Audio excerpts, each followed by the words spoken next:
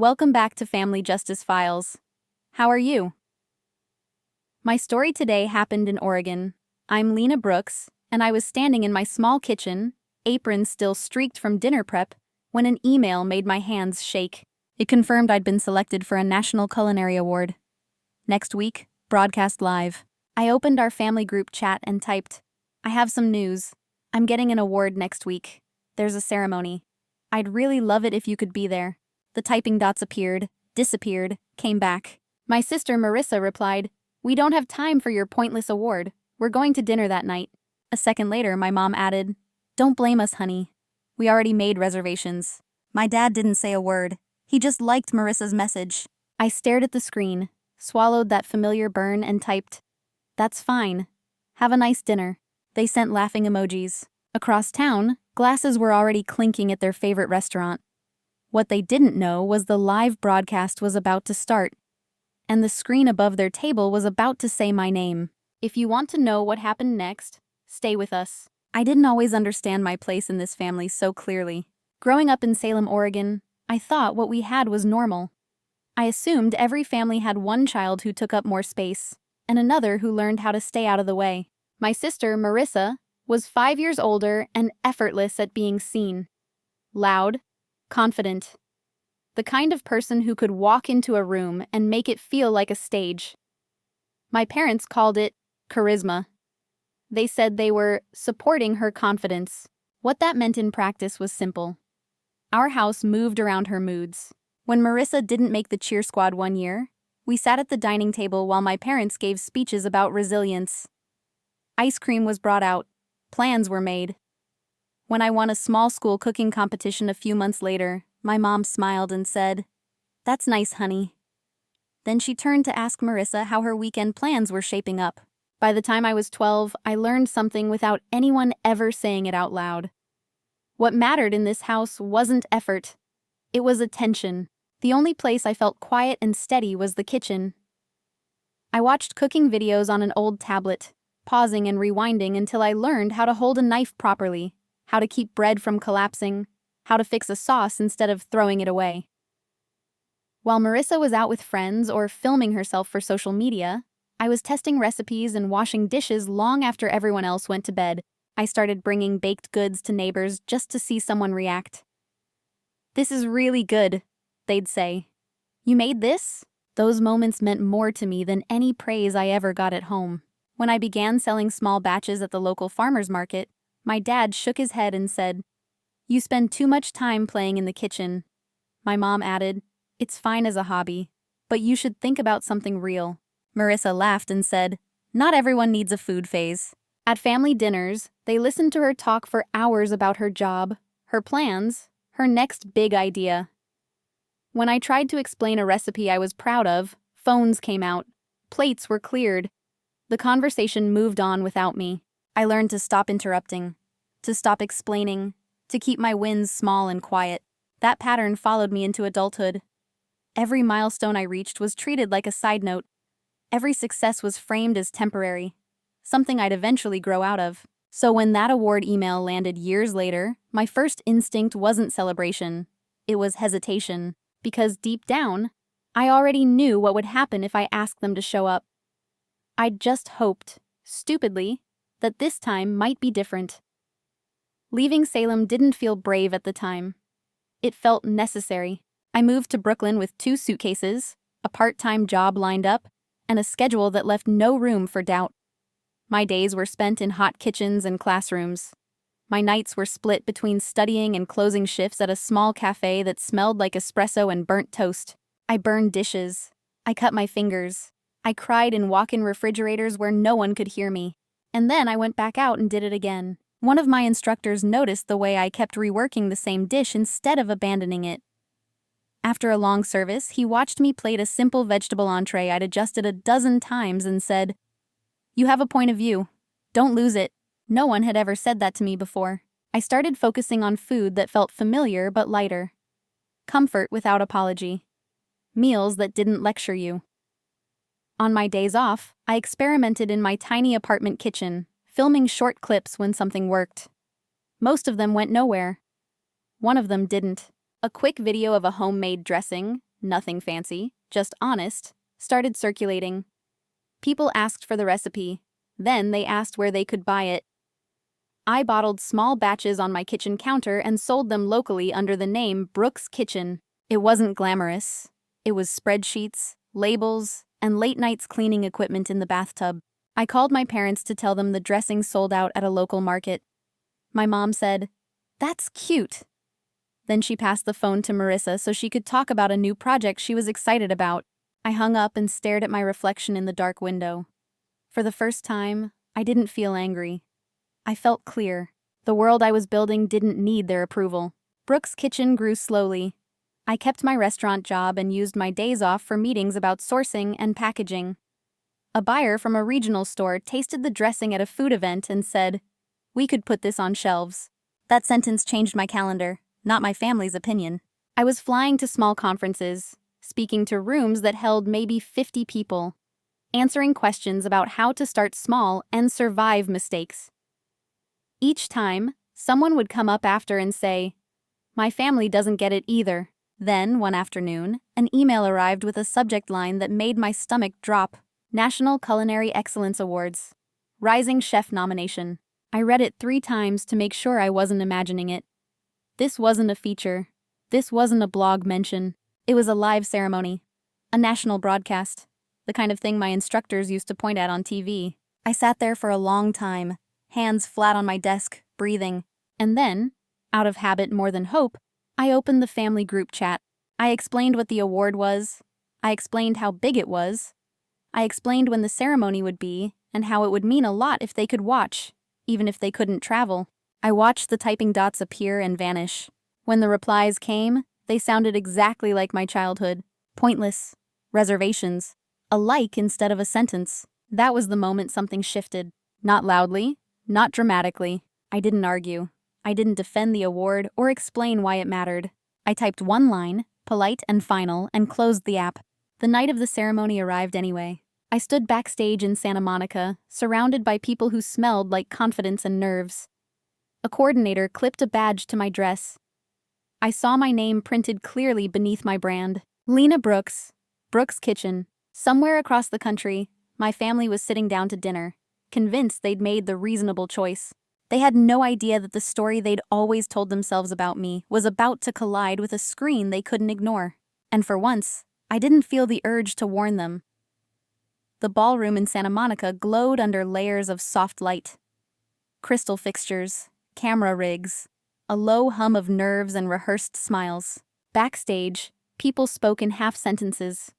Hosts practiced names under their breath. Producers counted down with raised fingers. Someone pressed a cold bottle of water into my hand, and I forgot to drink it. I smoothed the front of my dress and reminded myself why I was there. I hadn't wandered in by mistake. I'd earned the right to stand in that line. Across the country, my family was settling into a booth at their favorite Italian restaurant in Salem. I knew that because Marissa had posted a quick video of wine glasses clinking together, captioned, "Family Dinner Night." The television above the bar was on, cycling through whatever the channel played between segments. Plates were landing on tables. Silverware clinked. Someone laughed too loud near the hostess stand. When the presenter walked onto the stage, the room around me tightened. "And now," she said into the mic, "our rising chef of the year." My heart started pounding so hard I could feel it in my ears. The camera swept across the finalists. I saw my own face flash briefly on the backstage monitor, framed by my name and brand. I focused on the carpet pattern, afraid that if I looked up too soon, I'd lose my balance. "There are chefs who chase trends," the presenter continued, "and there are chefs who quietly change how people eat." Somewhere in Salem, a server reached up and turned the volume higher. The announcer's voice cut through the restaurant's chatter like a bell. "And this year's Rising Chef of the Year," she said, pausing just long enough to stretch the moment thin, "is Lena Brooks of Brooks Kitchen." The room erupted. Applause hit me from every direction. For half a second, my body didn't move. Then my legs remembered what to do, and I was walking toward the stage under lights so bright they blurred the edges of everything else. In the restaurant, forks froze mid-air. My name filled the screen above my family's table in clean white letters. The camera cut to my face as I accepted the award. my hands visibly shaking. Around them, conversations slowed. Heads turned in that casual, curious way people look when something unexpected happens in public. A server paused with a basket of bread, staring at the TV, then at their booth. A man at the bar leaned back and said, "Wait, isn't that your daughter?" No one at the table answered. My dad's posture went rigid, like his spine had locked. My mom lifted her eyes slowly, as if looking up might make it real.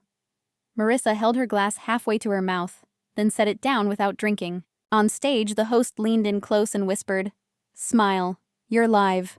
I did. I thanked my team. I thanked the people who believed in me when it would have been easier not to. I spoke about starting small and staying stubborn when you're the only one who can see the finish line. I did not mention my family. In Salem, silence gathered around their booth like a curtain. Phones came out. Not from them, from strangers. Someone angled a camera so it caught the TV above the bar and the booth beneath it in the same frame. "You said you were just going to dinner," a woman nearby murmured, not even trying to keep it private. My parents couldn't correct her without admitting what they'd done, because the screen didn't just show me winning. It showed the story they'd been telling people about me. Quiet, small, just a hobby, cracking in real time above their heads. There was nowhere to look but up. And for the first time in my life, I wasn't the one shrinking under the spotlight. By the time I got back to my hotel room, my phone looked like it wanted to crawl off the nightstand. Notifications stacked, missed calls, tags from people back home who suddenly remembered my name. I ignored everything except the family group chat. My mom wrote, "Lena, we just saw you on TV. Why didn't you tell us it was this big?" My dad added, "The owner turned up the volume. Everyone recognized you." Then Marissa, "People were filming us. Do you know how stupid I looked?" I stared at that last line. Not, "I'm proud of you." Not, "I'm sorry." Just her embarrassment. I set the phone down and slept. In the morning, I went downstairs for coffee and saw Marissa sitting in the lobby like she'd been waiting for permission to exist. When she spotted me, she stood too fast. "Lena," she said, voice cracking. "Thank God." We moved to a quiet corner where the AC hummed and no one was listening on purpose. She didn't warm up. She blurted, "I got fired." "From the boutique?" I asked. She nodded hard. "They said the videos made the brand look bad. The brand started getting complaints, and they decided to cut ties." A short laugh escaped me. "So my pointless award finally touched your real life." She flinched. "I know I was awful," she rushed out. "I was jealous. You actually made something. I didn't think it would matter." "I'm sorry," she added, then swallowed. "I need to start over. I was hoping you could introduce me to someone. Help me get a job in your world." There it was, the ask hiding inside the apology. I felt something settle in my chest, steady, not angry. "Marissa," I said, "for years my work was a punchline to you." She opened her mouth, but I kept going. "You don't get to mock my life, then use it as your safety net. My career isn't your backup plan." Her eyes widened like she couldn't understand a sentence that didn't bend around her. "So you're just going to let me sink?" she whispered.